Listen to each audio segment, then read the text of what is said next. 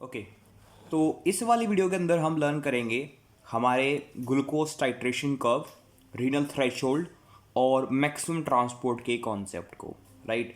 सो इस कंसेप्ट के ऊपर काफ़ी ज़्यादा क्वेश्चंस आते हैं और ये कंसेप्ट लोगों को जनरली कंफ्यूज भी करता है।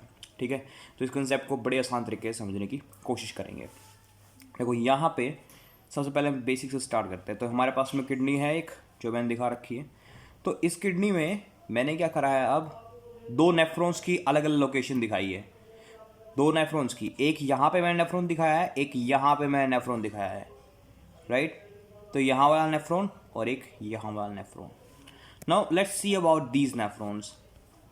सी, इस नेफ्रॉन्स के अंदर ये पीसीटी है एंड वी नो पीसीटी के अंदर सोडियम ग्लूकोज को ट्रांसपोर्टर्स होते हैं। तो यहाँ पे मैंने जो सोडियम ग्लूकोज को ट्रांसपोर्टर्स है वो मैंने कहा है कि X है। कितने हैं इस वाले नेफ्रॉन के अंदर? जो यहाँ पे लोकेटेड है X है। जो यहाँ पे लोकेटेड है उसके पास में यही number of glucose sodium transporters Y है पीसीटी के अंदर। सी, तो हर नेफ्रॉन्स एग्जैक्टली सिमिलर नहीं होता कभी भी।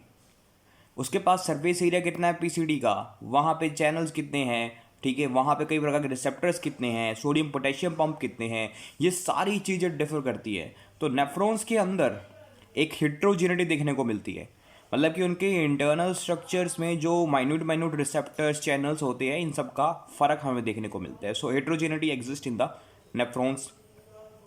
राइट। तो मैंने कहा कि यहाँ वाले नेफ्रॉन के अंदर X है नंबर ऑफ सोडियम ग्लूकोज को ट्रांसपोर्टर्स और यहाँ पे Y है। राइट। अब मैंने नीचे एक कंडीशन मेंशन कर दी, ध्यान से देखना, कि अगर X Y से बड़ा है तो हमारे पास में क्या होता है, सॉरी यहाँ पे नेफ्रॉन आएगा, this is not neuron, this is nephron. Right. So अगर X Y से बड़ा है यानी कि यहाँ पे सोडियम ग्लूकोज को ट्रांसपोर्टर ज़्यादा है और यहाँ पे सोडियम ग्लूकोज को ट्रांसपोर्टर थोड़े से कम है, तो जो नेफ्रॉन 1 है, ये वाला nephron has obviously higher capability to reabsorb higher amount of glucose. देखो, अगर इसके पास में को ट्रांसपोर्टर ज़्यादा है तो इसके पास में ग्लूकोज जो बाइंड कर पाएगा वो ज़्यादा कर पाएगा एक वक्त पे। तो जो ग्लूकोज आ रहा है अगर वो ज़्यादा बाइंड कर पा रहा है तो रीअब्जॉर्प्शन भी ज़्यादा हो जाएगी, क्योंकि फिर वो आगे जा नहीं पाएगा, यही रीअब्जॉर्ब हो जाएगा। अगर उसके पास में Y है जो कि कम है X से, तो यहाँ पे ग्लूकोज इतना ज़्यादा बाइंड नहीं कर पाएगा क्योंकि उसके ट्रांसपोर्टर्स ही कम है, तो वो आगे जा करके रिलीज भी हो सकता है, मतलब आगे जा करके यूरिन में भी पाया जा सकता है, क्योंकि मैंने बताया था कि ग्लूकोज की 100% reabsorption takes place in the PCT. So यही वाली बात है कि अगर X यानी कि यहाँ पे मतलब Y XY से बड़ा है यानी कि यहाँ पे सोडियम ग्लूकोज को ट्रांसपोर्टर ज़्यादा है, तो इस नेफ्रॉन की जो कैपेबिलिटी है ग्लूकोज को रीअब्जॉर्ब करने की वो भी क्या है, बहुत ज़्यादा है, बजाय किससे, इससे। तो इतनी बात क्लियर। तो इसका मतलब ये होता है कि किडनीज के अंदर जगह जगह पे बहुत सारे नेफ्रॉन्स हैं, हर नेफ्रॉन की अपनी अपनी कैपेबिलिटी है चीज़ों को रीअब्जॉर्ब करने की, सबकी सेम कैपेसिटी नहीं है। राइट। सबकी अपनी अपनी कैपेसिटी है चीज़ों को रीअब्जॉर्ब करने की। ओके, अब यहीं से दो टर्म्स निकल के आती है जो लोगों को बहुत कंफ्यूज करती है, उन्हें देखते हैं। पहली जो टर्म है that is called the renal threshold. अब रीनल थ्रेशोल्ड क्या है? See, the concentration of substance in the blood above which it start leaking into the urine. As nephrons with lower transporter will not be able to reabsorb all, so they start secreting it in the urine, but at this point higher capability nephron will still be able to reabsorb it. अब देखो यहाँ पे हम एक बार इसे समझने की कोशिश करते हैं। सी, मैंने कहा कि ये जो नेफ्रॉन है अगर इसके पास में 20 mg ग्लूकोज आ रहा है, सपोज, ये सपोज की वैल्यू है, मैंने कहा कि 20 mg का ग्लूकोज इसके पास में आ रहा है प्रति मिनट, तो ये रीअब्जॉर्ब कर लेगा कितना, 20 mg। सो यहाँ पे लिख देते हैं एक बार। राइट। सो मैंने लिख दिया यहाँ पे 20 mg का।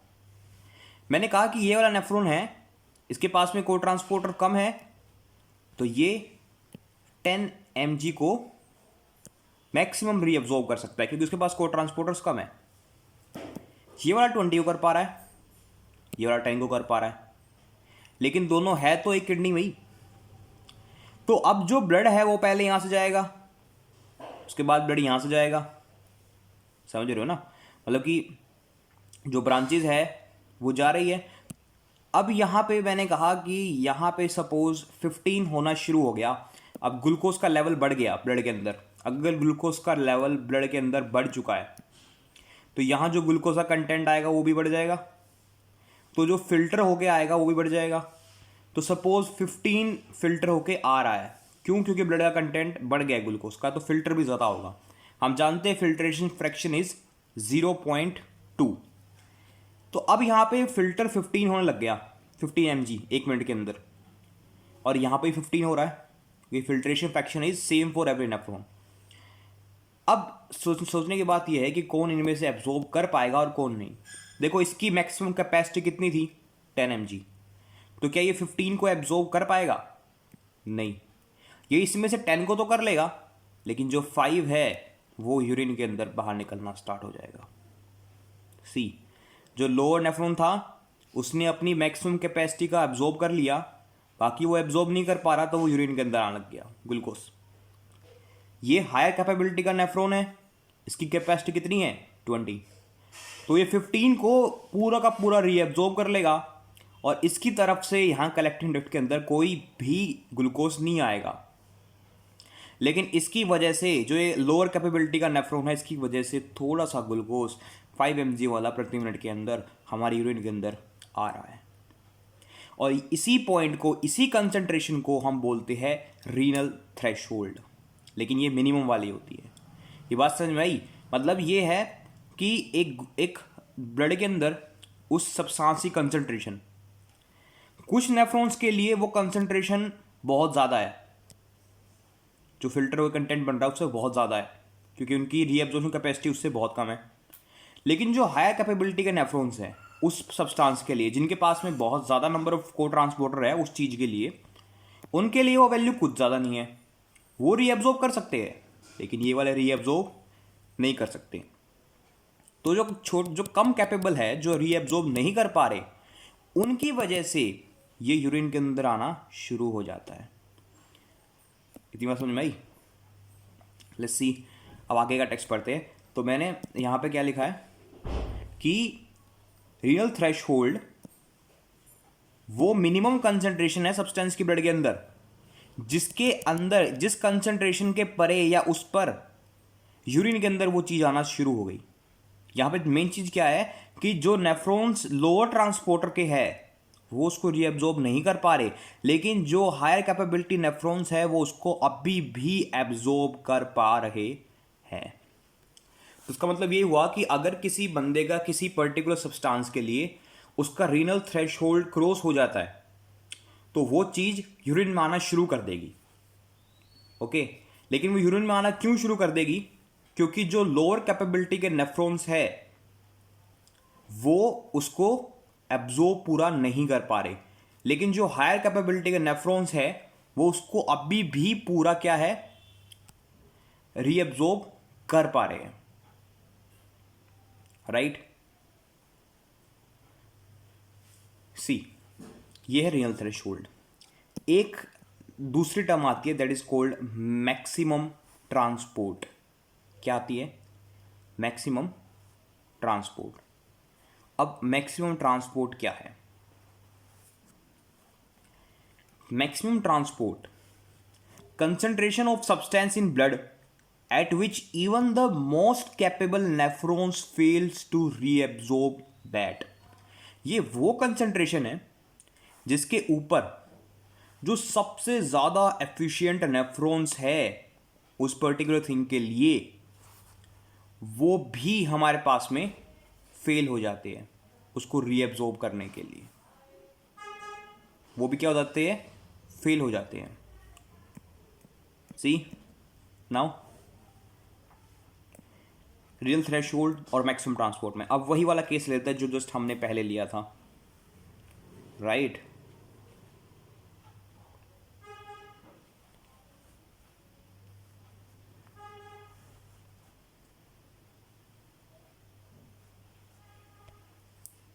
यहाँ पे।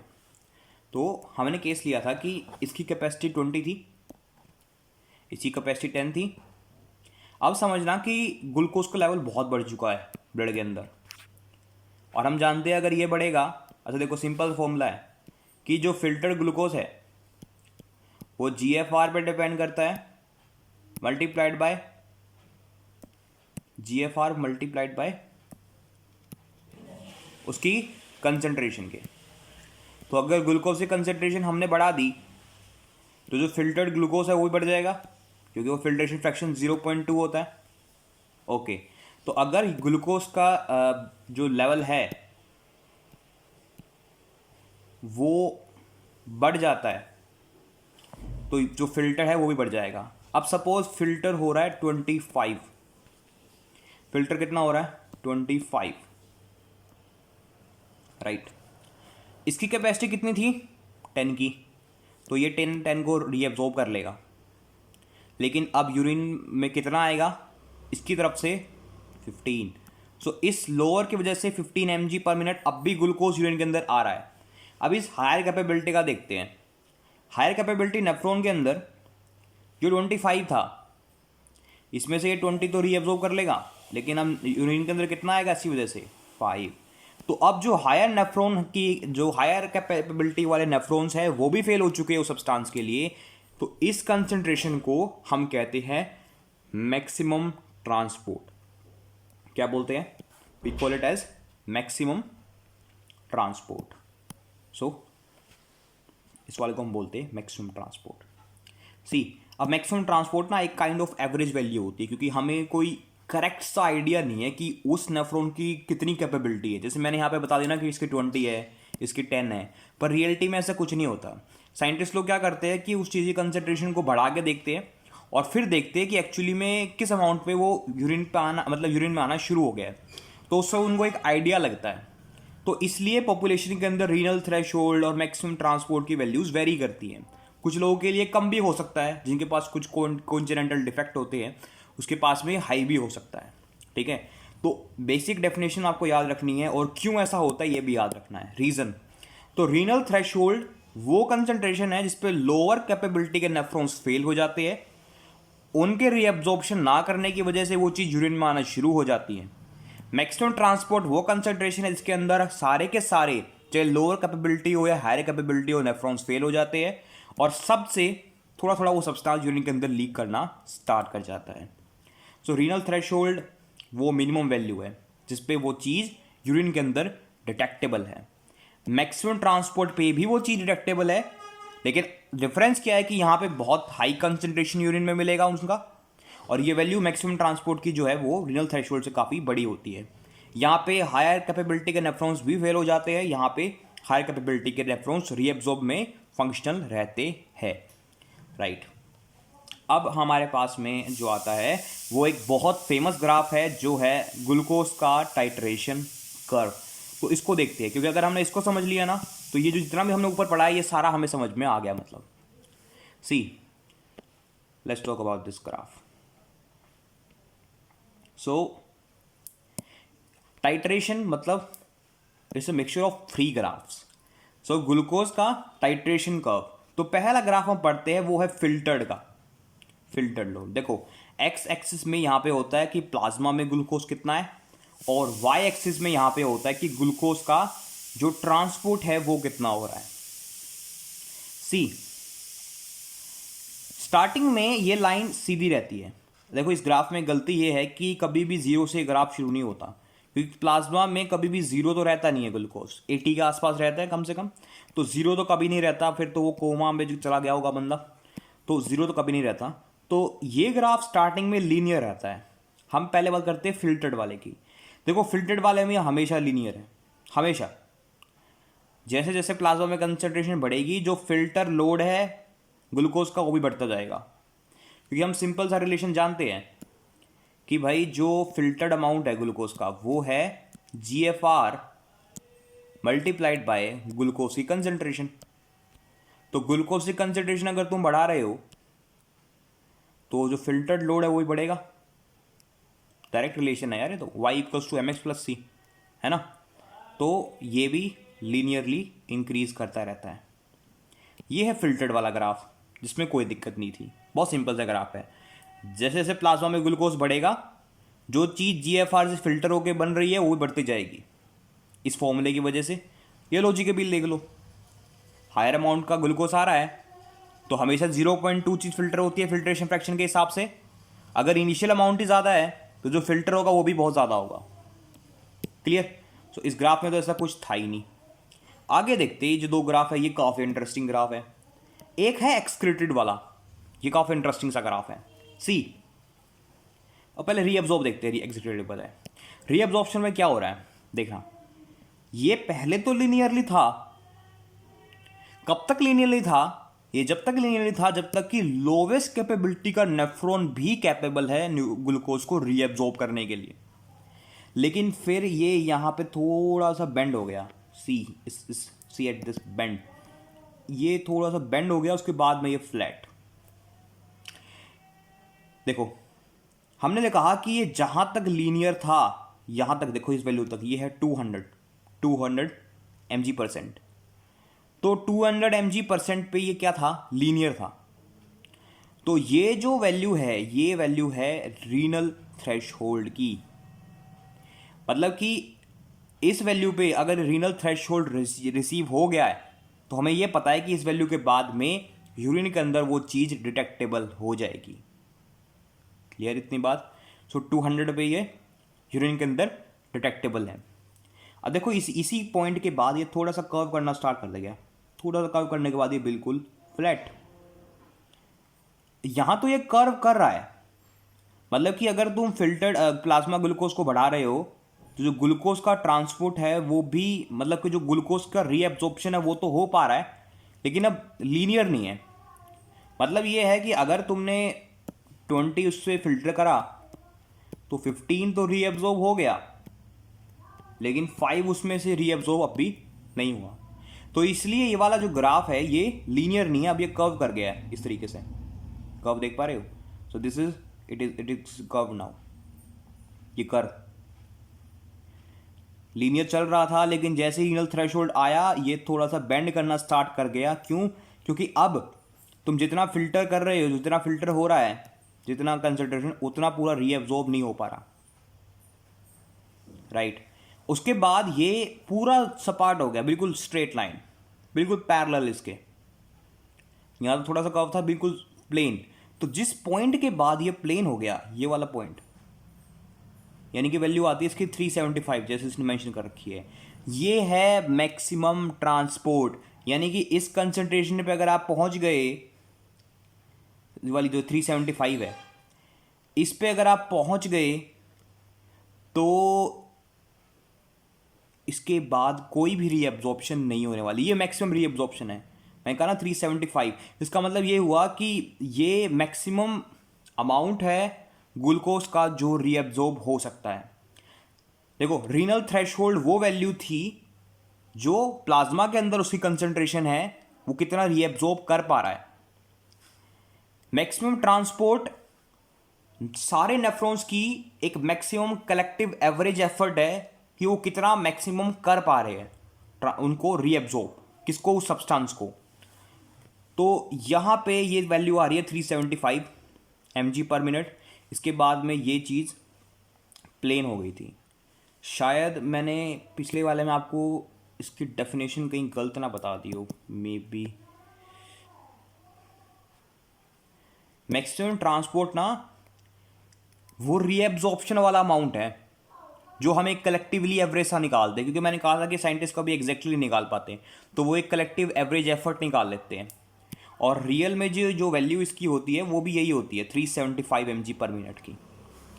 राइट? 375 mg/min की।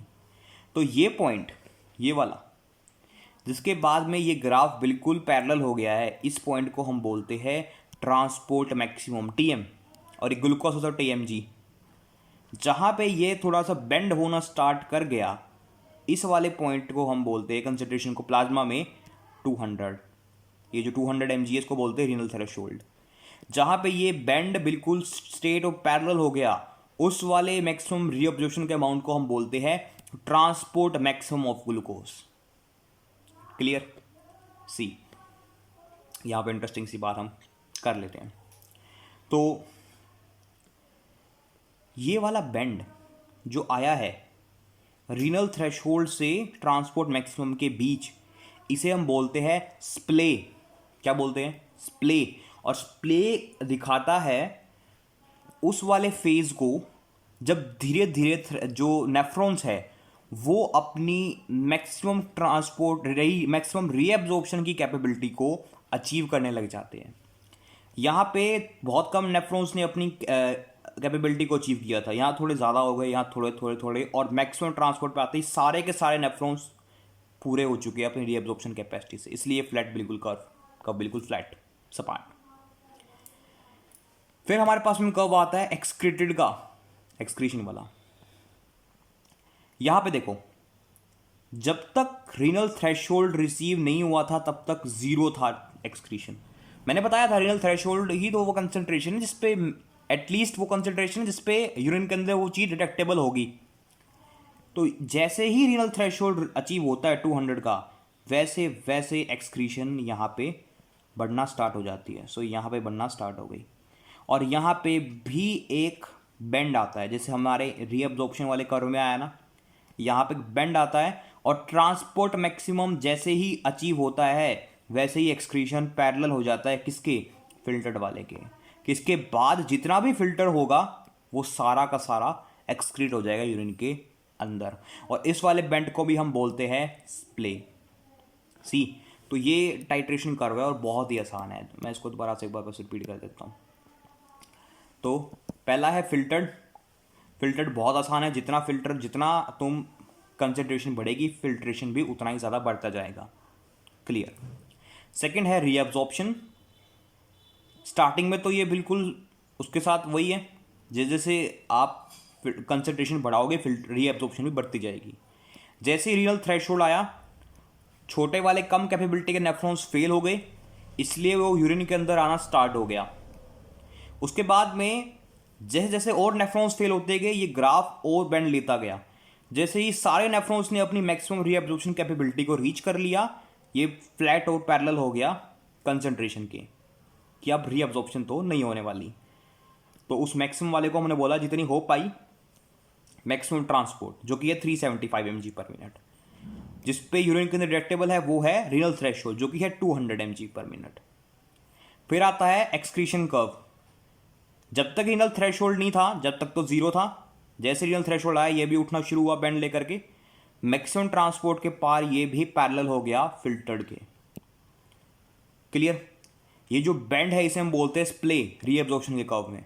जो एक्सक्रीशन में बेंड आता है इसे भी हम स्प्ले बोलते हैं। ये जस्ट एक दूसरे की मिरर इमेज ही है।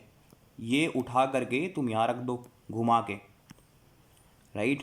तो स्प्ले क्या है? स्प्ले वो इंटरवल है रीनल थ्रेशोल्ड ट्रांसपोर्ट मैक्सिमम के बीच का, वो तो हल्का सा बेंड, जो ये दर्शा रहा है कि अब धीरे धीरे नेफ्रॉन्स की जो मैक्सिमम कैपेबिलिटी है एब्जॉर्प्शन की वो रीच करने लगी है। क्लियर। सो ये था ग्लूकोज टाइट्रेशन कर्व। इस वाले कर्व को अच्छी तरह खुद समझने की कोशिश करना कि कौन सी लाइन कैसे और क्यों आई, तो बड़ा मजा सा आ जाएगा। ठीक है, बहुत इंटरेस्टिंग सा कर्व है ये। वैसे यार आज की वीडियो में से इतना ही था, ये वाला टॉपिक था। सी, तो ये वाला एक बहुत इंपॉर्टेंट टॉपिक हमने कवर कर लिया है। थैंक यू, मिलते हैं नेक्स्ट वीडियो के अंदर।